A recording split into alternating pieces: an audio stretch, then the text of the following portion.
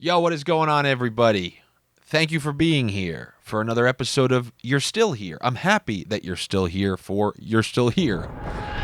Here we are. It's 2021. We're 2 weeks in now. Unfortunately, people thought that the end of 2020 just magically meant that because the Gregorian calendar says a different number, things were going to be different. People thought that once 2020 ended, the curse would be broken, but in reality, everyone's finding out that it's actually like one of the Saw movies where you think you finally get to the end and then you just hear the duh, duh, key is in that drawer. And then it's actually the beginning of the next movie. That's what we've just done. We've entered 2021, the next Saw movie. Game over.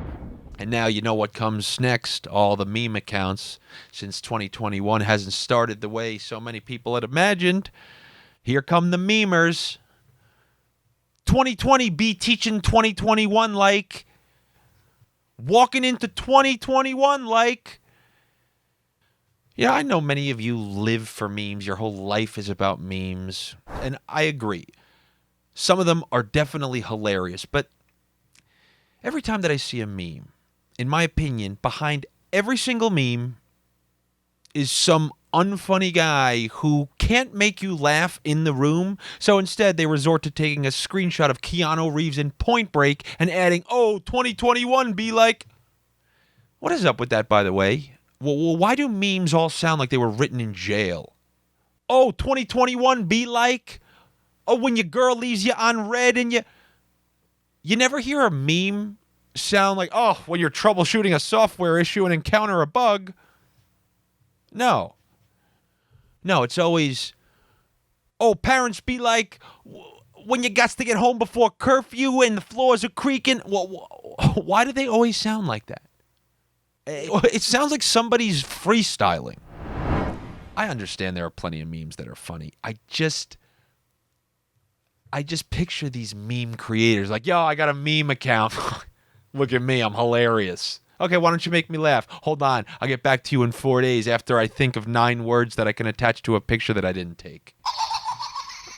How about this? Can you even name me? Who's a memer? Who's a great meme? Who's a hilarious memer? Daquan. Oh yeah, Daquan, what does he look like? Oh, that's right. Nobody knows. I actually have a question. When this pandemic ultimately is over, are people going to be scared to go out? Do we have a new scared mindset? Or is New York City going to look like Times Square after World War II with the guy dipping his wife? Like, are you going to hear sex echoing through all the windows like 1984 New York City? Different kind of sex, but is like the next baby boom going to take place? Because then again, this is New York City. It may be the next baby boom or the next abortion boom, depending on which way it goes. I'll relax. Take it easy. My brother passed away a few weeks ago. You're going to get mad at me? Don't think I'm scared to use that for as long as I possibly can. I have 9 years where I could use that where you can't say anything to me. It's getting cold outside. It's 35. It means you should wear Canada Goose, which is meant for like sub-zero temperatures in northern Alberta. First day, even with a breeze in fall, out come the Canada geese, right in the Lower East Side. And I can only imagine in California. In California, they're coming out with full jackets at 66. It's unbelievable. 66 degrees, Canada Goose, which is meant for negative 32. Anybody who's wearing a Canada Goose jacket should have it stripped, and it should be given to a homeless person in New York. I can't fathom how homeless people make it through the winter in New York. And now look, homelessness is a brutal thing, and it's actually increasingly a huge problem in the country. With that said, I lived in Southern California. There's endless civilizations of homeless people down there. There are huge homeless communities. It looks like the movie Spawn. There's blocks and blocks of tent villages of homeless people. So why in God's name would a homeless person choose New York? How does that work if you want to move in to the tent village? Like, if a homeless person from New York wanted to make his way to California, are you, like, allowed in the tent village? Or do they need to, like, recognize you? Are they welcoming to all homeless? Or do you need to know a homeless guy? That's a morbid concept. Oh my God, you know what I just thought about? This is awful. If there's a newly homeless attractive woman, you have to be the star of stars in there. I picture you walking into the camp like a 90s teen movie. Can't hardly wait. Like that's the least homeless they'll ever be as they're walking into there. And once again, I'm going to say this is a morbid conversation to have. Doesn't mean I'm heartless. It's thinking about, look, I'm not being mean. It's a true thing. Somebody is newly homeless. That newly homeless person goes to a homeless village. And I want to know, do the homeless villagers say, oh my God, this girl is gorgeous? It's fair of me to ask that. That's what I would do if I was homeless. Do you know how excited I would be? Honestly, it's like jail. I hope it's not like jail. Like, oh my God. You know, when the fresh-faced kid comes into jail? Well, I guess I should say something about what happened last week in Washington. I was quite a sight to see, huh? Huge national headline story. Tom Brady won a playoff game at 43 years old. I'll get to the other boring Washington event in a few minutes, but during the Bucs-Redskins game, NBC showed the last guy who either threw a touchdown pass or won a playoff game at 43 years old. You had to see this guy. He was Tom Brady's age. They were the same exact age, but it was a few decades ago. So this guy was 43 years old in the 70s, and Tom Brady's 43-year-old now. This guy looked worse than the Crypt Keeper. His bitter beer face was so bad that bitter beer face would show up, look at this guy, and say, oh, no, we need a new name. And this goes back to something I've been saying for like the last 5 years. When I was a kid, an adult looked like a grown-ass man. A grown-ass man. High school seniors, they looked older than Tom Brady does now at 43. Hulk Hogan, you know him? He was fully bald at WrestleMania 3, let alone WrestleMania 23. You know, you look at high school kids in movies, the road, like the Bueller. Go look around the classroom and see what some of those kids looked like. Forget about being 35, 43. If you were 35, you looked like Paulie Walnuts from The Sopranos. Oh! I recently saw, speaking of quarterbacks, Vinny Testaverde's college picture. He looks 25 years older than my younger brother does right now. And my younger brother is in college right now, which is when Testaverde took the picture. What the hell happened between now and then that caused this revelation in aging? What has facilitated this age discrepancy? Has there been some revelation made in the cream industry? I mean, in the news, you see all these young guys and girls dating people half their age. Kate Beckinsale dating a 19-year-old. DiCaprio always dating a teenager. Scott Disick dating a teenager.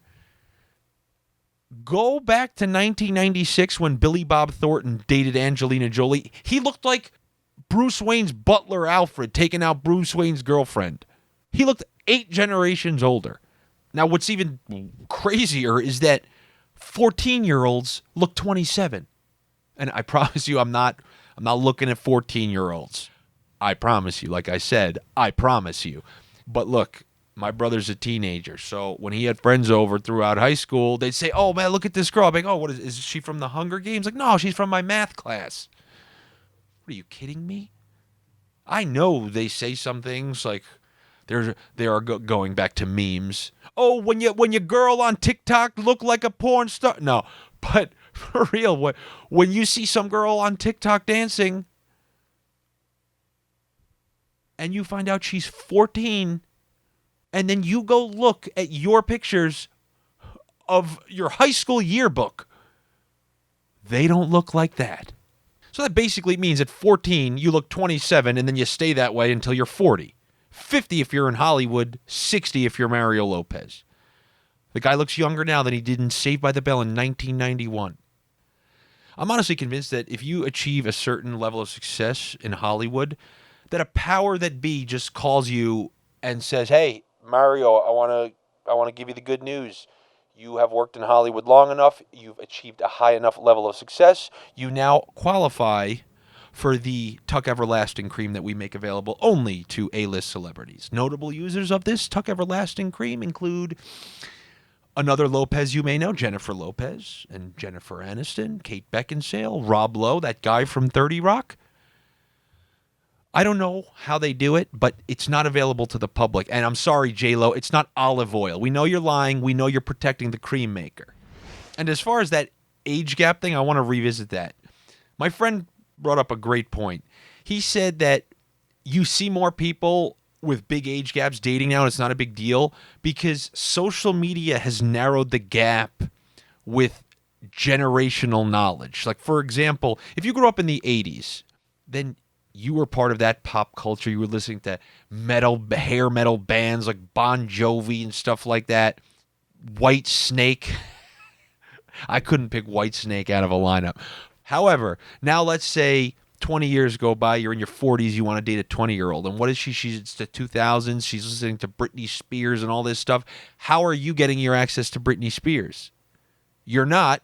So if you ever tried to hang out with her and her friends, you don't know a damn thing. But now because of social media, everything's kind of mishmashed in there together. All the generations are tossed in together. Something's trending.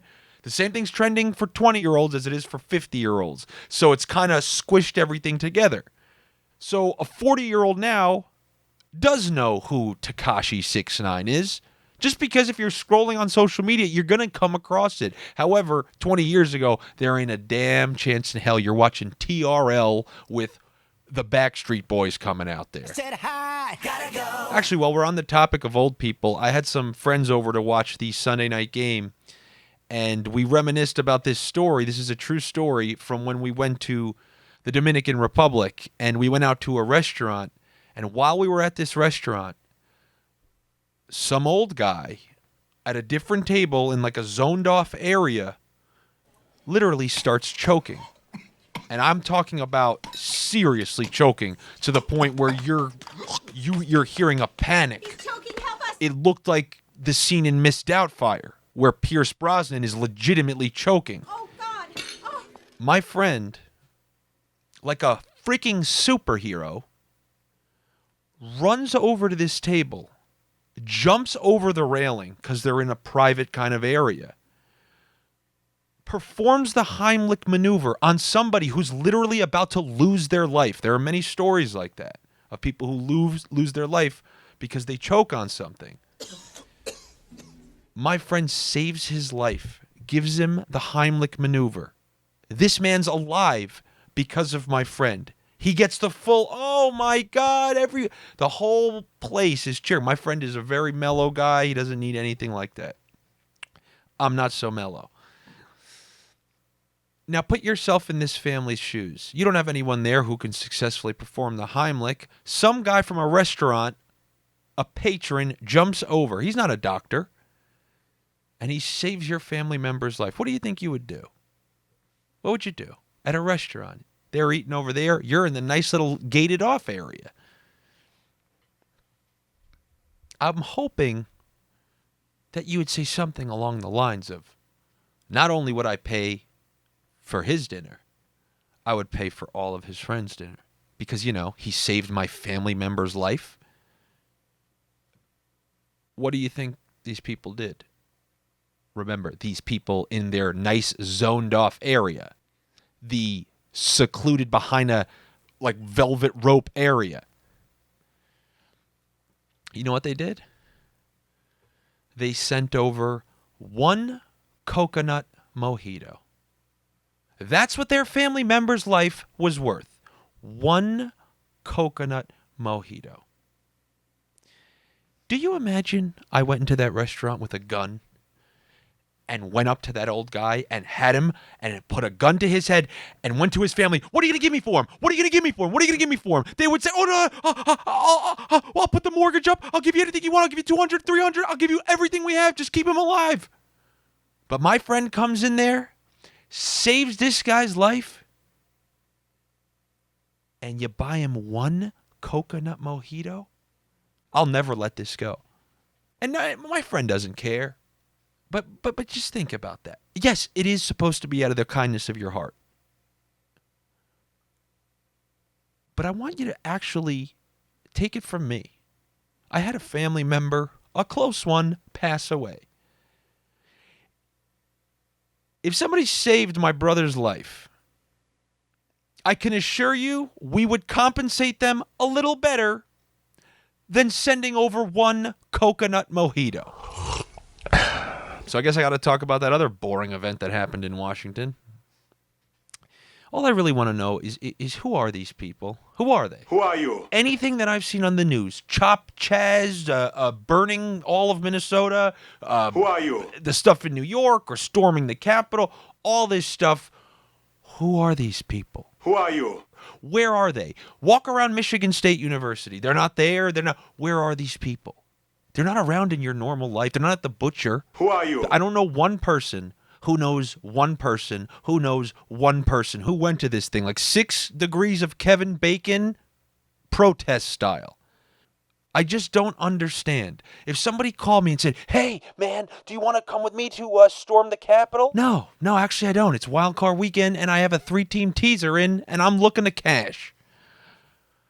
And judging by the pictures I saw, those people don't want to be there either. Do you see the guy who was carrying the podium?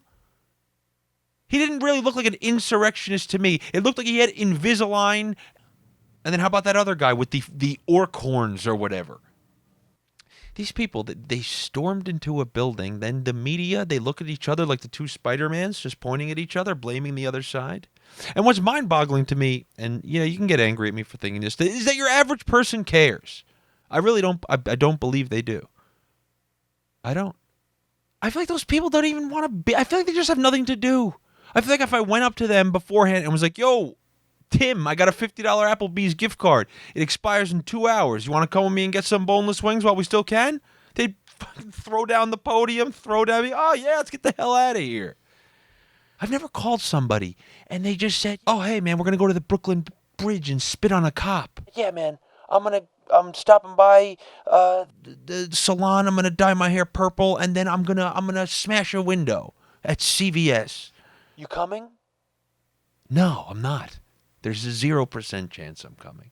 Just, where are these people? Who are you? Where are these people on Tuesday at 4? He's at home, washing his tights. Take it from a guy who just had something awful happen to him.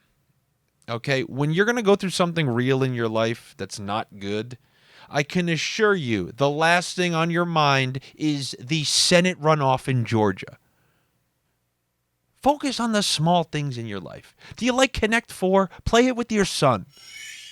I do want to offer some hope for those of you out there who thought the end of 2020 would bring an end to all the misery. But before I do that, first, let's just define misery.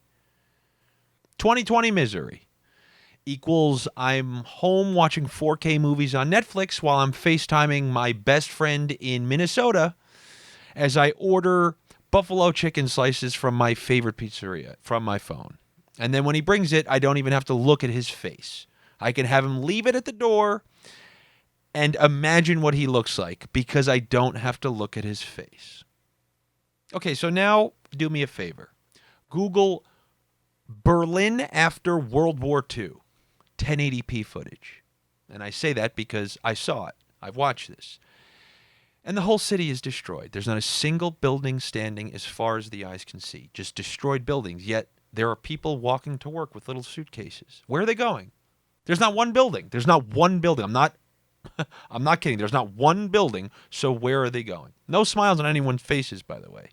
So always remember how awful things are for you as you're watching American Gladiators on Hulu. Maybe this is why that 43-year-old looked like he did in the NFL. Oh, yeah, I forgot the hope. For those of you who thought that 2020 was supposed to end and then the misery was supposed to end, well, let me give you one more little benchmark to hope for before ultimately being disappointed again. It started in March. The misery started in March. So technically, it should end in March. So keep your hopes up for another 2 months. And you know what you're going to hear. March 15th.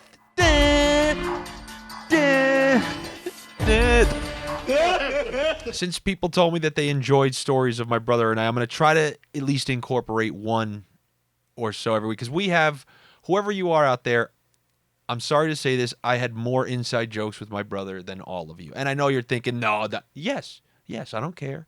There's a 0% chance. Because look at my mind. Look how it works. You think your mind works like my messed up mind? I'm coming up with I just came up with 7 during this episode with you. Now imagine a lifetime worth with my brother. I told you we were watching NFL, and I mentioned a 3-team teaser before. When my brother and I used to bet football games, let me word this differently. My brother and I, when we were younger, we unfortunately didn't go to a lot of family events, including funerals of distant relatives and whatnot. One time when we went to one of these funerals, when we did go, one of our cousins, he had a smug way of calling us out for missing all those events. So we go up to this funeral, and he comes up to us, and he shakes our hand, and he goes, "Hey, I'm sorry for your loss." He emphasized the word your. And what he was trying to do was subtly tell us, this is a big loss for you. You should be sad that you are at this funeral because this is your family member. It was him like saying, hey, this is your family loss and you should know more about it. So ever since that day when we received that smug, I'm sorry for your loss, if we ever lost a bet, like if he said, hey, I'm taking the Steelers Sunday night, and my brother would have because he took every favorite like a Joe Blow public that he was. If he lost or I lost, we would text each other, hey, I'm sorry for, and in all caps, your loss. So if you know anybody that gambles and they tell you about a bet and you find out they lose, you tell them, I'm sorry for, all caps, your loss. So that's kind of my story with Mike for the week. Maybe I'll do that. Maybe I'll try to incorporate something depending on what I talk about during the podcast that me and Mike talked about, one of our endless inside jokes, because like I mentioned a couple weeks ago, it's a way to keep him alive. And maybe now, like if I place a bet or something, one of you people will text me, hey, Andy, heard you bet the Titans. Sorry for your loss. So until next week, like I said, please, if you're listening to this in your car, do me a favor, send this to somebody. Not me. Don't text me, hey, I enjoyed that, because it does nothing. Text it to somebody who's not me and say, hey, you'll enjoy this. If you're watching on YouTube, comment, write, oh, I liked snakes when I was a kid, now I don't. That can be the comment, because the way this works is the only way other people will be suggested this is it has all those hits, the clicks, the likes, the comments, the shares. So I need that from you people. I hate to ask. Trust me, I feel like a Starbucks barista, but it's the only way, or else it's just going to be me and whatever 50 people or you are out there right now.